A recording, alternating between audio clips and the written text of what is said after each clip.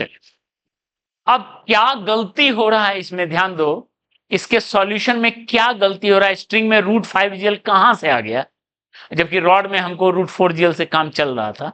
उस एक्सप्लेनेशन पे आते हैं, और उस एक्सप्लेनेशन का जो पॉइंट छुपा है इस टर्म में छुपा है, दैट इज टेंशन। हम लोगों ने टेंशन का टेंशन लिया ही नहीं, और ये बहुत कुछ टेंशन दे रहा है। इस टेंशन का तो टेंशन लेना पड़ेगा ना, इसको अच्छे से सॉल्व करना पड़ेगा। तो हम लोग क्या किए, इसमें यहां तक एकदम सही है, पहला कॉन्सेप्ट एकदम सही है, कंजर्वेशन ऑफ मैकेनिकल, कोई दिक्कत नहीं, लगना ही है, ठीक है। क्यों? क्योंकि work done by tension is 0।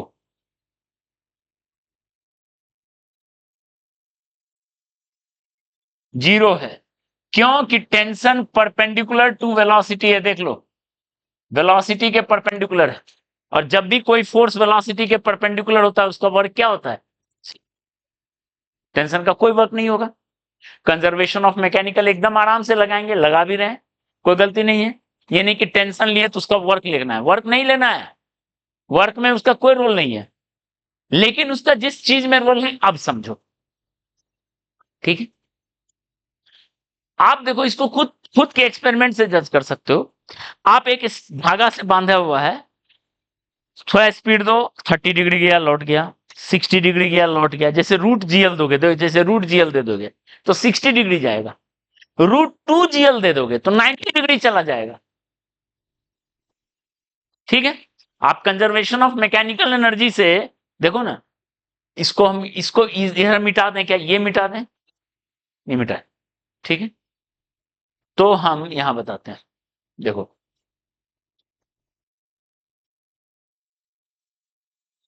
ये ठीक है, चलो इसको मिटा ही दो,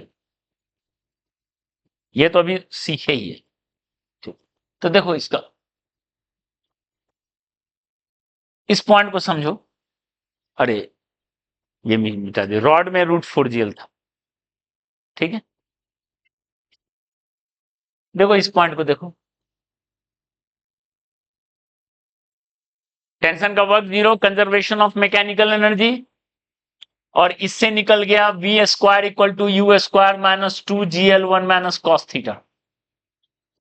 बहुत इंपॉर्टेंट फॉर्मूला, ध्यान दो, ये यहां तक कोई दिक्कत नहीं होना चाहिए, ओके ओके। यहां से आप जज कर सकते हो, अगर आप u का वैल्यू gl दिए तो थीटा मैक्सिमम कहां तक जाएगा, 60 डिग्री तक। अभी हम लोग एग्जांपल भी देखे थे, 60 से छोड़ो तो √gl दिए तो 60।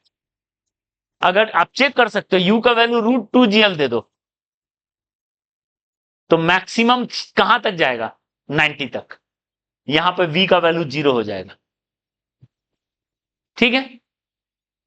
√gl दिए तो 60 जाएगा, रुक गया, फिर लौटा, √2gl दिए तो 90 गया। यहां तक बड़ा हसीन चल रहा है मामला, इसी से काम चल रहा है, इसी में पुट कर चेक करते चल रहे हैं, ठीक है। आपको 45 डिग्री भेजना है, पूछा 45 डिग्री भेजना है, कितना देंगे, थीटा का वैल्यू 45 पुट कर दो, v का वैल्यू 0 कर दो, u निकाल लो, आगे। यहां तक कोई दिक्कत नहीं, लेकिन और आपको पहुंचना है √5gl, ध्यान दो, आंसर है इसका स्ट्रिंग के केस में कितना, √5gl। अभी तक हम लोग √2gl तक पहुंचे, अभी तो लंबा गैप, √3gl, √4gl, वो सब में क्या हो, तो जैसे as u is greater than √2gl but less than √5gl, √5gl को हम लोग प्रूफ करेंगे, ठीक है।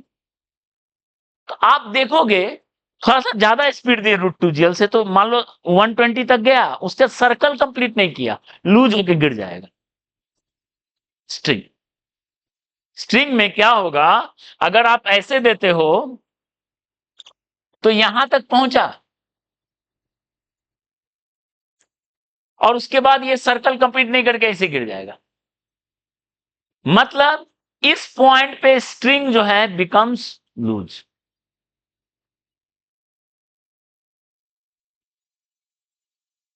यानी टेंशन जो है लेस देन √5 GL और √2 GL से अधिक, टेंशन बिकम्स 0। जैसे टेंशन खत्म हुआ 0, स्ट्रिंग टाउटनेस खत्म हो गया, लूज होके गिर जाएगा। और आपको तो सर्कल कंप्लीट करना है, ठीक है। तो आप अभी जो एक्सप्रेशन बताएंगे उससे जज कर लोगे। अगर u का वैल्यू √4 GL दिए, तब आप देखोगे जो मैक्सिमम थीटा जाएगा, इससे निकालोगे तो 180 चला जाएगा, इससे निकालोगे तो 180 जाएगा, पर 180 तक जाएगा ही नहीं। उससे पहले ही कॉस इनवर्स मान, ये अभी निकालेंगे कैसे होगा, -2/3 यहीं तक जाएगा एंड स्ट्रिंग बिकम लूज। अगर आप इसमें √4 GL दिए स्ट्रिंग में, तो वहां तक जाएगा ही नहीं, पहले ही लूज होके गिर जाएगा।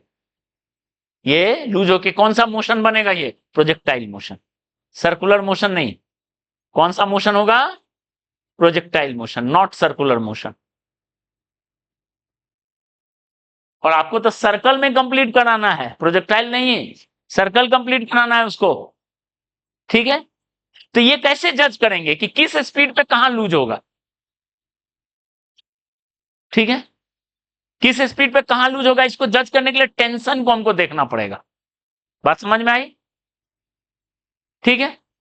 और आपको ये अगर पूरा कंप्लीट कराना है तो इंश्योर करना है कि बीच में टेंशन 0 नहीं हो, बहुत तो बहुत टॉप पे हो। उससे पहले 0 हो गया, सर्कल खत्म हो गया। जहां टेंशन 0 हुआ, सर्कल पे सर्कुलर मोशन खत्म। तो आपको ये इंश्योर करना है कि टेंशन 0 नहीं हो बीच में। स्पीड के बारे में वरी नहीं करना है स्ट्रिंग में, क्योंकि स्ट्रिंग में लूज होने का कैपेसिटी है। रॉड, फिर रॉड में क्यों नहीं किया, ये रॉड लूज हो ही नहीं सकता, वो लेंथ मेंटेन रहेगा। अगर मान लो आपने दिया कुछ स्पीड, √4 GL पे तो 180 गया, √3 GL दिया तो बीच में कहीं रुका, ये नहीं कि लूज हो गया स्ट्रिंग फिर वहां से लौटेगा। रॉड के केस में सर्कुलर मोशन खत्म होने की टेंशन ही नहीं है, इसलिए उस टेंशन का टेंशन लेना ही नहीं है। लेकिन स्ट्रिंग में सर्कुलर मोशन खत्म होने का डर है, उस डर को ओवरकम, डर के आगे जीत है, ठीक है। ध्यान दो, in case of rod, light rod, circular motion is maintained throughout.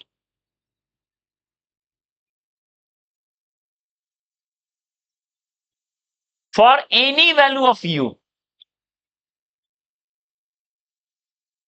So only equation of conservation of mechanical energy is sufficient to solve it, to solve the case.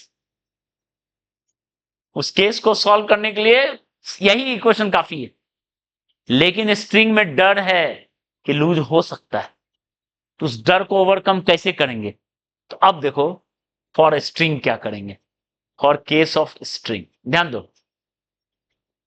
पहले right tension as function of theta, अलग अलग theta पे क्या tension होगा वो निकाल लेते हैं, और उसी से तुरंत जज हो जाएगा, एक लाइन में सॉल्यूशन है, ठीक है। तो ध्यान दो, वहां पे टेंशन है टी, स्पीड है वी। तो हम लोग न्यूटन लॉ में सर्कुलर मोशन जो पढ़ाए थे, उसमें ये एक्सप्रेशन लिखाए थे, टी का value mg cos theta plus mv²/L होगा। न्यूटन लॉ में नॉन यूनिफॉर्म सर्कुलर मोशन जो बताए थे, नोट में होगा, उसमें देखना ये एक्सप्रेशन है, हम उसको बताए थे और ये बोले थे फिर आएगा और दोबारा नहीं बताएंगे। इसलिए नहीं बताएंगे कि बताना नहीं चाहते, ऐसा नहीं, बता सकते हैं, लेकिन तुम लोग हो आलसी। अब जाके उसको रिवाइज करना, ये कहां से आ गया। नॉन यूनिफॉर्म टॉपिक भी बता दे रहे हैं, न्यूटन लॉ में नॉन यूनिफॉर्म सर्कुलर मोशन में बताएं ये एक्सप्रेशन, बस इसी एक्सप्रेशन को अब यूज कर लेना है।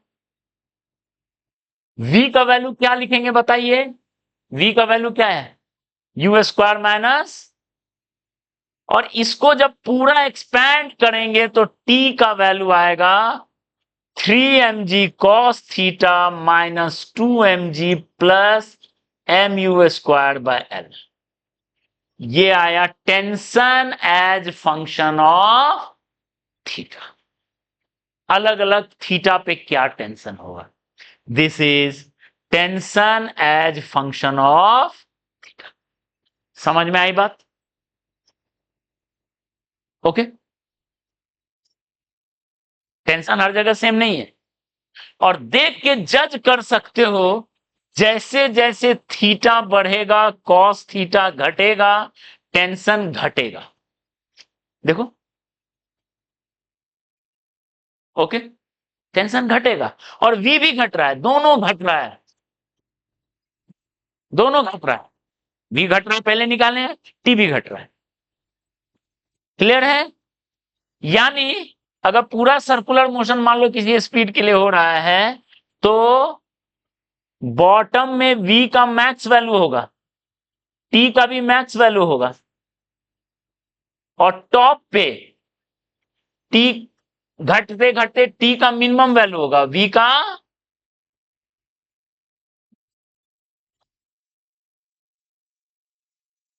क्लियर है?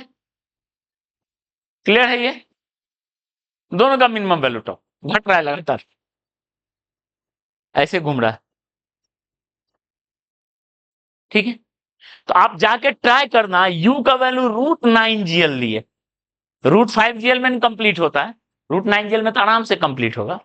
ठीक है, आप निकालना T and V at 0 degree, 0 degree पे तो स्पीड दिया ही है, 60 डिग्री, यहां फार्मूला है, देखो फार्मूला है, ये फार्मूला और ये फार्मूला, वी और टी दोनों निकालते चलना है। 190 डिग्री, 120 डिग्री, 135 डिग्री, 180 डिग्री। इसको आप ट्राई कर सकते हो, अलग अलग पॉइंट पे क्या टेंशन होगा। फार्मूला है ये और फार्मूला है ये। क्लियर है? तो अब उस सॉल्यूशन पे आ जाते हैं, बस लास्ट पॉइंट, कि क्यों √5 GL हुआ। ध्यान दो, ठीक है, तो उसका लास्ट पॉइंट देख लो, देख लो, इसको इसी में खत्म हो जाएगा। ध्यान दो, यानी टॉप पॉइंट पे स्पीड भी मिनिमम है, टेंशन भी मिनिमम। ठीक है, दोनों मिनिमम। तो हम लोग स्ट्रिंग में क्या गलती कर रहे थे, वी मिनिमम को 0 पुट कर रहे थे, वो गलत था। आपको क्या 0 पुट करना चाहिए, टी। टी बीच में 0 नहीं होना चाहिए, एटलीस्ट क्रिटिकल केस में एंड पे 0, बीच में 0 हुआ सर्कुलर मोशन खत्म। ठीक है, टॉप पे आप 0 कम से कम तक कर सकते हो, यानी for string T to calculate minimum speed at bottom,